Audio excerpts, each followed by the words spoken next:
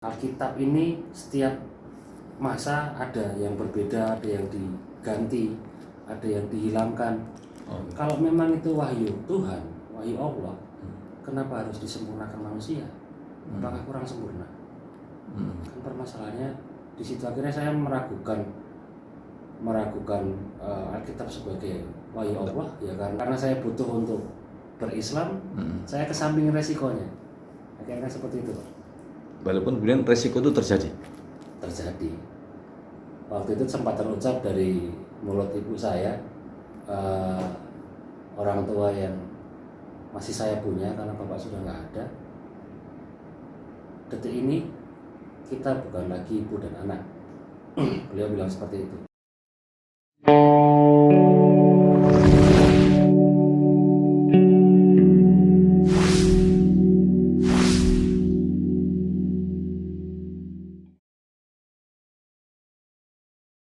Berarti sampean Katolik taat ya?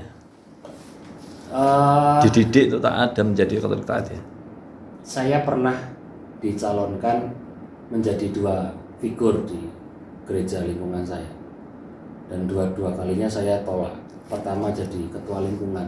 Ketua lingkungan itu membawai sekitar 50 kakak administrator di lingkungan.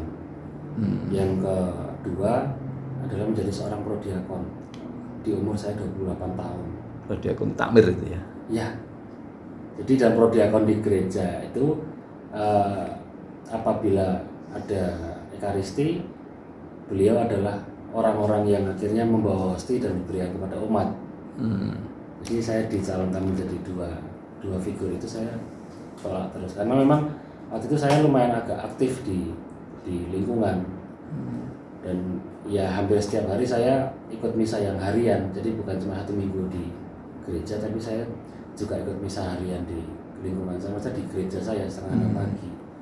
Jadi ya lumayan bisa dibilang agak taat lah. Sebelum di kapal? Di kapal pun saya juga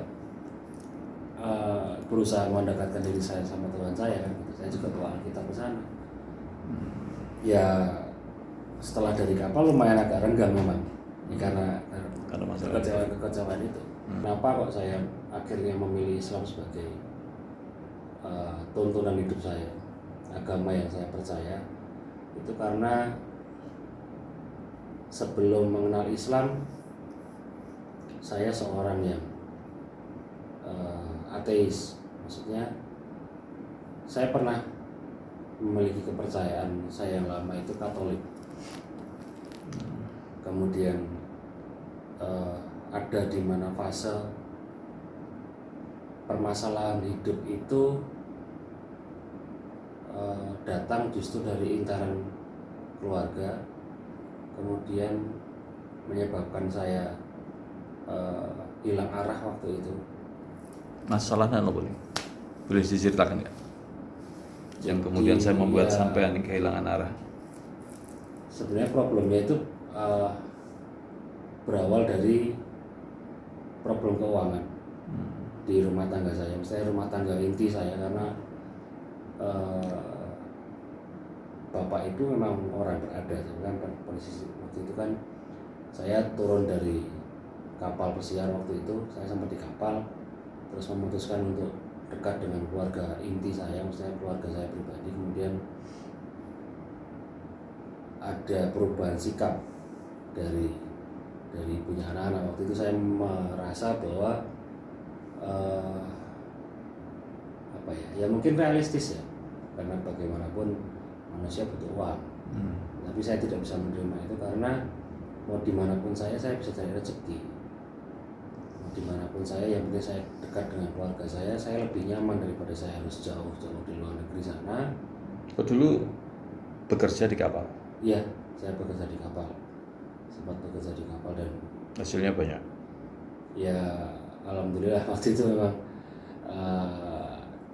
kalau untuk dibandingkan di sini memang harus punya kedudukan yang tinggi dulu kalau mau dapat gaji yang seperti saya dapatkan di sana. Boleh tahu? Apanya? Boleh tahu gaji? Nominalnya. Rata-rata yang saya dapatkan itu minimal 10 sampai dengan 20 lah. 1 bulan tahun 2000.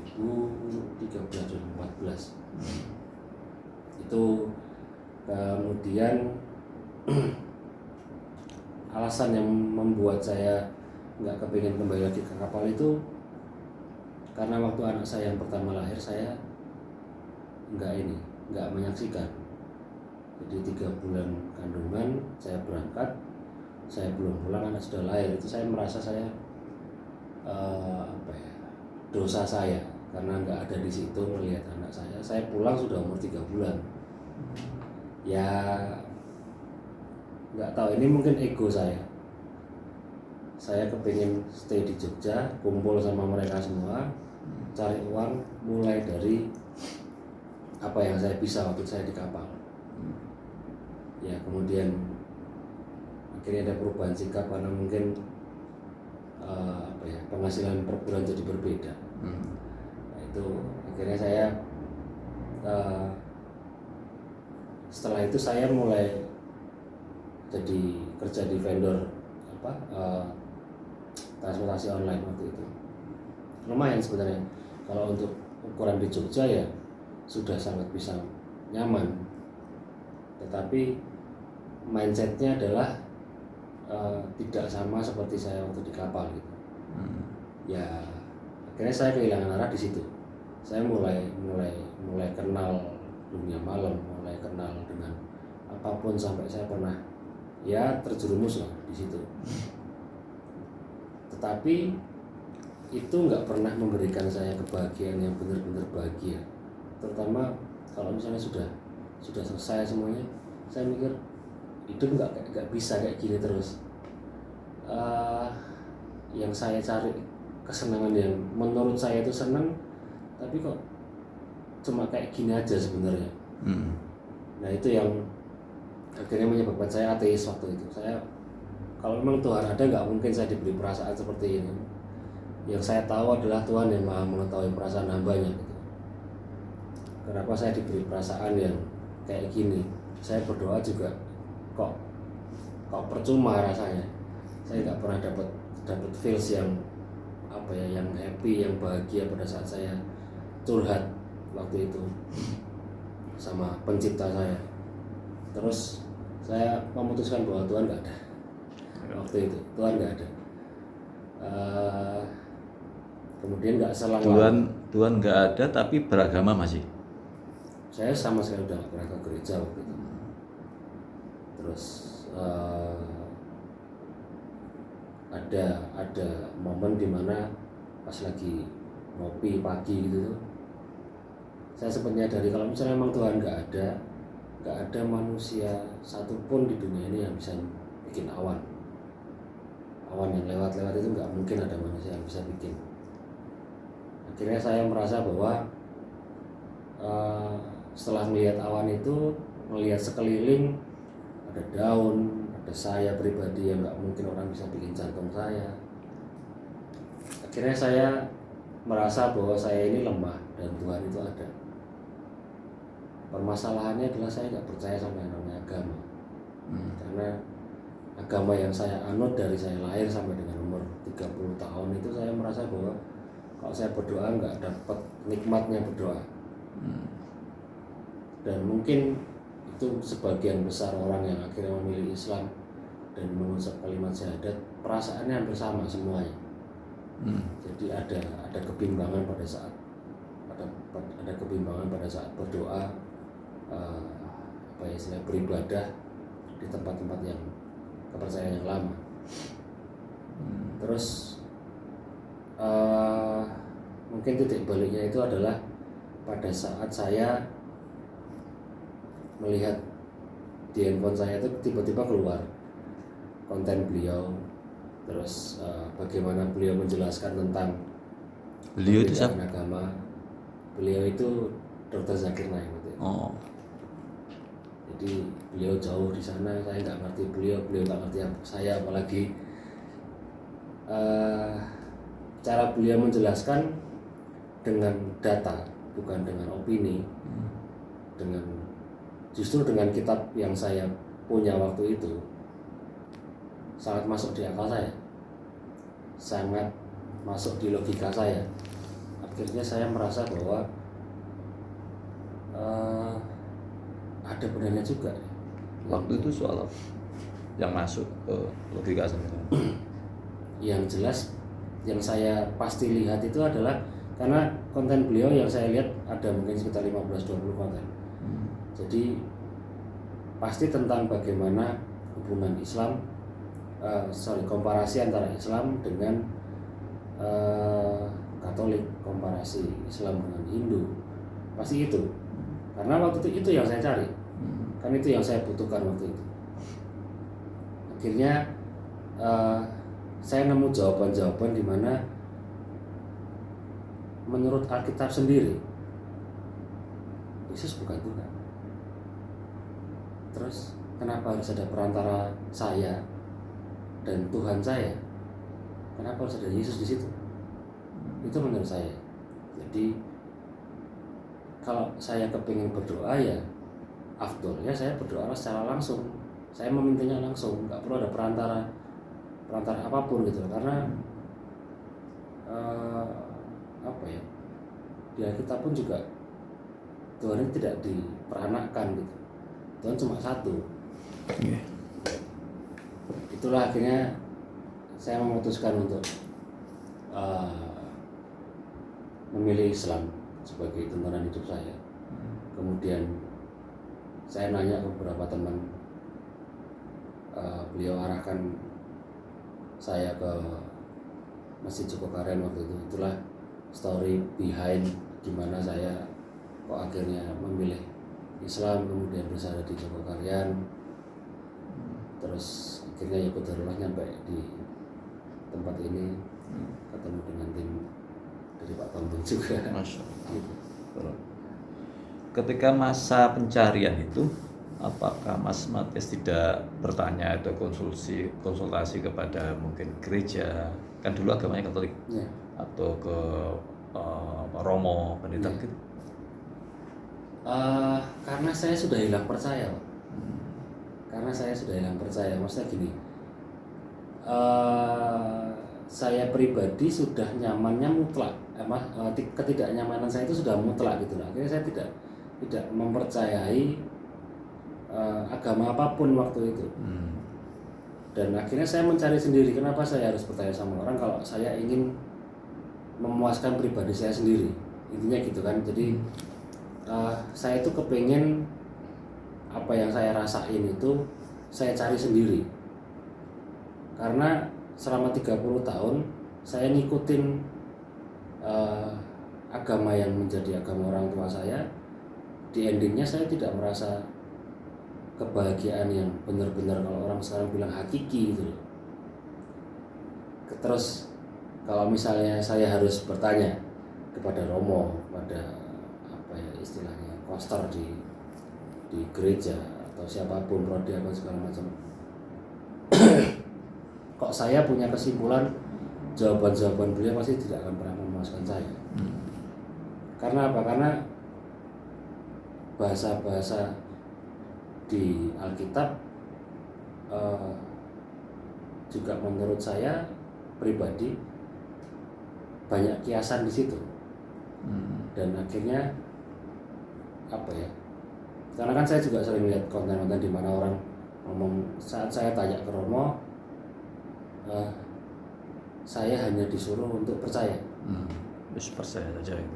Sudah percaya saja, itu ranahnya Tuhan. Kita dituntut untuk percaya ya betul, tapi kan manusia diciptakan dengan logika dan pikiran. Pada saat logika dan pikiran bisa menerima apa yang harus kita percaya, pasti kita akan jalankan itu dengan apa ya istilahnya kayak penuh kepercayaan gitu loh Pak, penuh dengan keyakinan akhirnya. Itu yang saya akhirnya nggak pernah lakukan untuk tanya sama. Ya, mencari sendiri ya tadi ya. Ya. Itu dengan cara apa? Dengan cara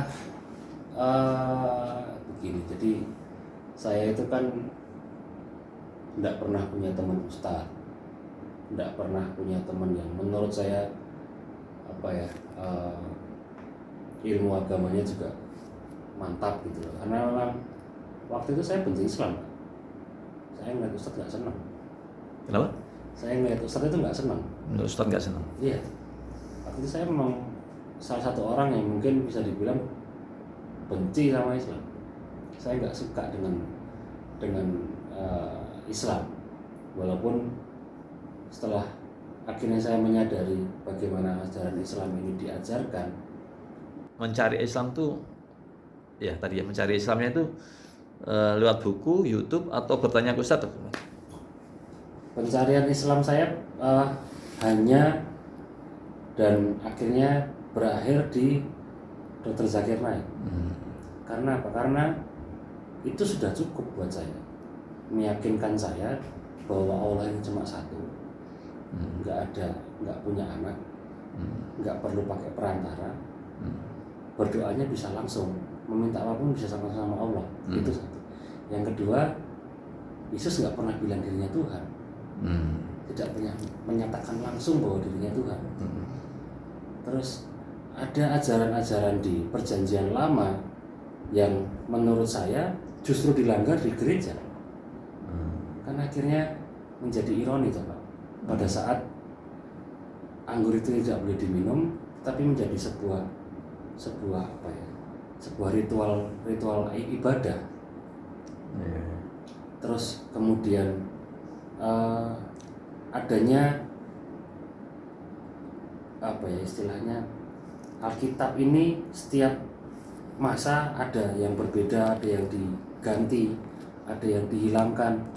Kalau memang itu wahyu Tuhan, wahyu Allah, kenapa harus disempurnakan manusia? Apakah kurang sempurna? Kan permasalahannya di situ. Akhirnya saya meragukan Alkitab sebagai wahyu Allah, ya karena kenapa harus dipakai campur tangan manusia untuk merubah? Kenapa harus diperbaiki? Apa yang salah dari wahyu Allah?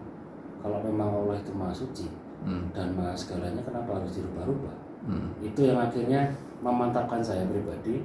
Kalau orang nggak mau sependapat dengan saya, tidak apa-apa, karena saya bertanggung jawab atas diri saya pribadi yang adalah titipannya Allah. Dan saya akan menghadap Allah sendirian, tidak dengan prasangka orang lain, tidak dengan pendapat orang lain. Ya, pada saat saya memutuskan untuk menjadi seorang Muslim, saya sudah tahu resikonya. Keluarga saya mayoritas Katolik, ibu bapak saya pendana gereja, kemudian sangat kental di kekatolikan di keluarga saya karena Pak D, Bude saya istilahnya itu adalah prodiakon. Prodiakon adalah pembantu imam, pembantu romo. Jadi kalau misalnya bisa dibilang ya takmir kalau di masjid, takmirnya gereja gitu. Ya apa ya? Saya kesampingkan itu karena saya butuh banget untuk mendapatkan kenyamanan saya. Saya nggak pernah nyaman pada saat saya selesai nyabu. Saya nggak pernah nyaman pada saat saya minum alkohol atau ke dugem gitu. Endingnya saya nggak pernah ngerasain apa yang saya butuh. Saya nggak pernah ngerasain apa yang saya harus dapetin. Ini loh bahagia Bu. Ya karena saya butuh untuk berislam, saya kesampingin resikonya. Akhirnya seperti itu Pak. Walaupun kemudian resiko itu terjadi. Waktu itu sempat terucap dari mulut ibu saya, orang tua yang masih saya punya karena bapak sudah nggak ada. Detik ini kita bukan lagi ibu dan anak. Beliau bilang seperti itu. Di siang hari, waktu saya puasa, hari keempat bulan Ramadan 2 tahun yang lalu. Karena beliau tahu kalau saya puasa. Ya, saya mengakui saya Islam. Saya mengakui Nabi saya Nabi Muhammad. Terlontarlah kata-kata beliau bahwa mulai detik ini kita sudah bukan lagi ibu dan anak. Ya kayak kesambar petir di siang bolong rasanya Pak. Karena beliau cuma tinggal beliau orang tua yang saya punya. Akhirnya saya menerima bahwa itu adalah keputusan beliau untuk mengatakan hal seperti itu. Tapi bukan berarti saya harus menyerah dalam berislam. Karena apa? Karena saya juga kepingin kebahagiaan, nikmatnya iman dan nikmatnya Islam ini seluruh keluarga saya yang saya sayang, saya juga kepingin mereka menikmatinya gitu. Mereka mendapatkan bukan kebenaran tentang hidup, bukan cuma itu, tapi kebenaran tentang Islam, bahwa Islam itu tidak seburuk itu. Yang menciptakan seolah-olah Islam itu buruk bukan Islamnya. Islam nggak pernah buruk. Muslim ini loh, dan media ini loh yang memutarbalikan bahwa Islam itu jadi buruk. Ya karena saya pernah membenci Islam dengan segitunya, Pak. Saya nggak pernah suka dengan orang yang berjenggot tebal. Saya nggak pernah suka dengan orang yang celananya pendek, maksudnya celananya menggantung gitu. Saya nggak suka. Saya akan sangat berjauh-jauh dan akan saya merasa nyaman. Saya nggak kenal sama mereka. Saking saya ngerinya ngelihat mereka gitu. Itu diomongkan ya ke istri ketika sampai belajar Islam, diomongkan dengan istri? Tidak, karena saya sudah terlanjur kecewa. Ada perubahan sikap tadi tuh, Pak. Jadi saya ngerasa sudah. Jadi nggak pernah ngomong sama keluarga sekali masa sampai pencarian? Tidak ya, karena saya paham betul masa pencarian itu kalau saya ungkapkan saya ingin menjadi seorang Islam, sudah dari awal pasti saya ditolak. Padahal istri waktu itu? Istri dulunya Muslim sampai dengan menikah dengan saya, bukan saya memurtadkan. Jadi saya juga tidak pernah mengajak beliau ke gereja. Saya juga tidak pernah mengajak beliau untuk berkatolik waktu itu. Saya pada saat pertama kali dia kepingin ke gereja itu, saya bilang, ngapain ke gereja? Nggak harus kamu ke gereja. Kalau kamu ke gereja cuma pengen nyenengin saya, buat nemenin saya ke gereja, kamu tunggu di rumah. Kelar saya dari gereja, saya jemput, kita makan seperti biasanya. Itu bahasa saya. Dan saya nggak pernah nyuruh dia buat baptis, nggak pernah nyuruh dia buat itu, atas dasar maunya sendiri. Murtadlah dia, nikah dengan saya. Ya keluarga saya ya menyambut dengan bahagia, karena di situ misionaris apa ya istilahnya, memiliki passionnya gitu loh. Akhirnya sudah berjalan pernikahan, dan waktu itu diperbolehkan oleh orang tua beliau. Ya akhirnya saya tidak menikah dengan beda agama waktu itu, dan pernikahan dilaksanakan di gereja. Terus saya paham betul juga karena beliau sudah nyaman. Sampai dengan 4 kali saya nanya ke beliau, terakhir itu Jumat minggu lalu, setelah saya merampungkan ID card saya. Beliau bilang, saya tetap pada kata-kata saya yang lama, pendirian saya masih sama, saya nyaman berkatolik. Ya sudah, akhirnya saya tidak memperpanjang permasalahan, karena apa ya, menurut saya itu sudah mutlak jawaban beliau. Dan ya Islam wajib didakwahkan, tetapi Islam haram untuk dipaksakan. Betul. Jadi itu yang saya pegang, Pak. Jadi kenapa saya tidak terus harus memaksa, harus seolah-olah mengamis ini loh keselamatan, ini loh keselamatan. Itu ranahnya Allah menurut saya. Saya cuma bisa berusaha dengan akhlak saya. Saya cuma bisa berusaha dengan adab saya. Komunikasi masih jalan, Pak. Dan saya berusaha betul untuk menjadi seorang figur bapak ini di tengah anak-anak saya. Apapun kendalanya, kendala jarak, karena saya kan udah tidak tinggal di situ.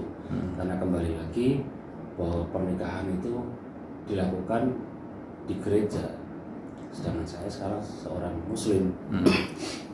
Secara syariat dari guru-guru yang ngajarin saya bahwa pernikahan sudah batal. Ya alangkah baiknya saya tidak mendekati zina, kan seperti itu. Ingatan, Pak. Jadi pisah dengan keluarga sudah berapa lama? Sudah 2 tahunan ya. Mulai dari itu, mulai dari saya agnostik kayaknya saya sudah mulai jarang pulang itu, karena kekecewaan saya mendalam, Pak. Kekecewaan saya mendalam. Saya pernah benar-benar diuji waktu saya masih apa ya istilahnya masih Katolik. Waktu itu saya di kapal, saya diuji dengan kehidupan kapal itu adalah kehidupan yang dimana kita masuk ke kapal, kita punya bumi baru di situ, kita punya dunia baru di situ. Apa yang terjadi di kapal nggak bakal sampai di rumah. Apa yang terjadi di rumah belum tentu masuk ke kapal. Jadi seperti ada dunia baru di situ yang saya bisa mencari kesenangan apapun di dunia di kapal. Mau apapun diperbolehkan, halal semua di sana, Pak. Saya menahan untuk halal tanda kutip ya. Hal tanda kutip. Jadi saya memaksa diri saya meyakinkan diri saya punya keluarga di rumah yang harus saya jaga perasaannya. Datang godaan dari lawan jenis itu berkali-kali, produk lokal dan interlokal gitu loh. jadi mereka bilang istrimu kan di rumah, dia nggak tahu apa yang terjadi di sini. Dengan lantang saya bilang iya, tapi saya punya Tuhan yang lihat saya ngapain aja. Itu sebetulnya seperti itu. Saya merasa bahwa perjuangan saya di kapal untuk mempertahankan keluarga saya itu hancur pada saat ada perubahan sikap hanya karena uang. Itu yang bikin saya benar-benar kecewa waktu itu, dan saya sudah sampaikan waktu itu, dan terlontar dari mulut beliau karena saya memang nggak mau di kapal, dan akhirnya problem itu ada aja. Kepingin pisah, Pak. Padahal seperti yang kita tahu ya, Katolik ini berpisah tidak dengan gampang gitu loh. Ya kekecewaan akhirnya jadi menumpuk. Saya sudah berusaha untuk baik selama saya 8 bulan di kapal, tetapi ternyata setelah saya tidak menjadi seorang pelaut kayak gini. Iya. Futur kan? Futur itu apa ya? Kecewa Menjadi seorang muslim. Alhamdulillah ya Pak. Jadi kok begini ya? Yang meyakinkan saya adalah tentang saya pernah dengar salah satu ulama menjelaskan bahwa kenapa sih jadi mualaf itu kok berat banget. Dengan bahasa sederhana beliau, jadi mualaf berat itu karena imbalannya surga. Kalau jadi mualaf itu ringan, ya imbalannya piring cantik. Jadi itu terlihat sederhana, tetapi membekas di saya. Kenapa saya harus kecewa saat menjadi seorang muslim?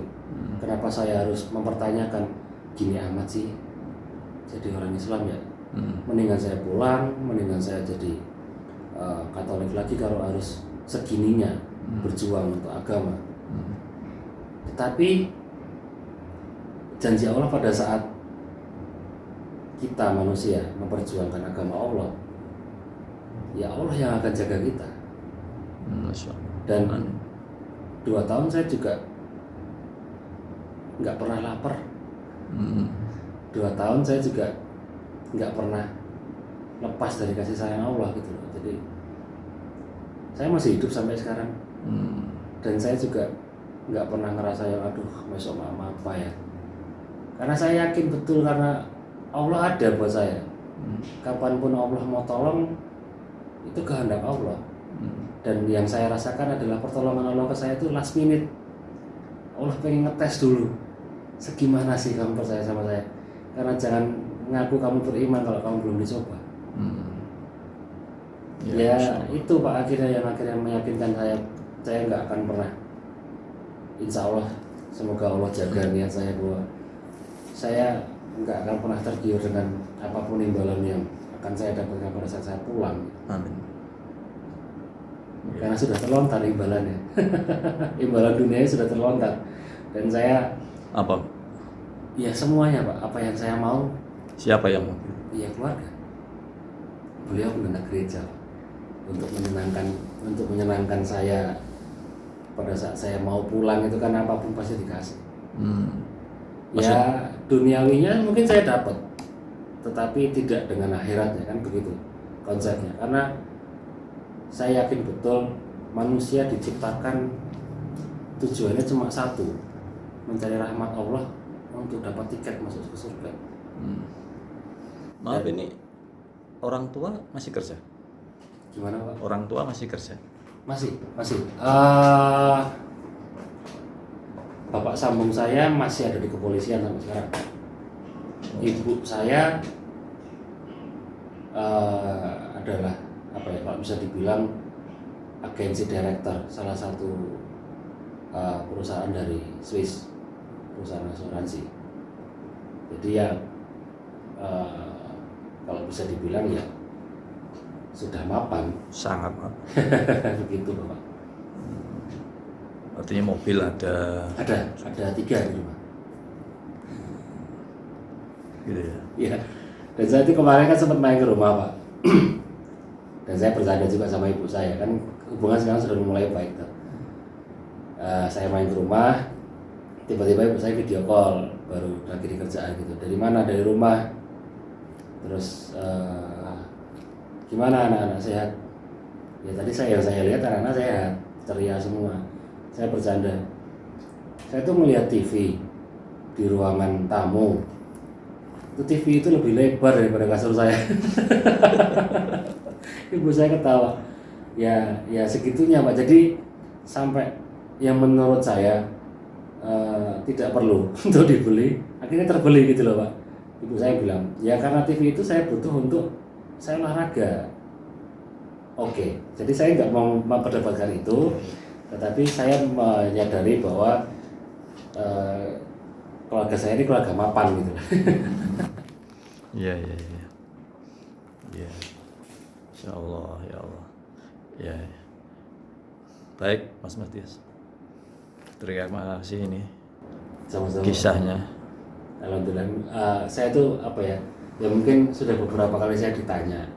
Kadang merasa orang kalau misalnya kamu malah kenapa? Sekian tahun dan sekian banyak orang baru yang kayak bertanya. Di situ kan manusiawi pasti bosan untuk menceritakan. Pasti. Yang jelas sebelum saya cerita, saya perbaiki niat saya dulu Pak, bahwa semoga cerita saya ini menjadi ibroh buat orang lain. Amin. Semoga cerita yang saya sampaikan ini dijaga oleh lisan saya untuk apa yang setiap kata yang muncul dari bibir saya ini semoga dijaga Allah supaya menjadi pelajaran untuk semuanya, termasuk sebagai refreshment saya sendiri. Apa sih niat saya menjadi seorang muslim? Jangan sampai saya rusak niat saya menjadi seorang muslim. Gitu. Yeah. Terima kasih Mas Matias. Sama-sama. Mudah-mudahan tercatat sebagai amal soleh. Amin. Kita bersama. Yeah. Assalamualaikum.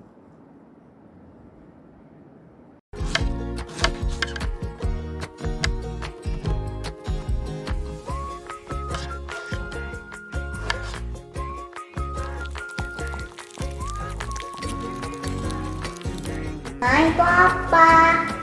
Ini halawa saya. Halawa? Halawa pakai H.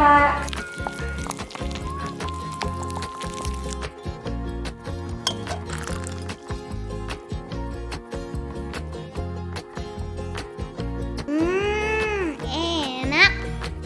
Iya dong, masakan Umah.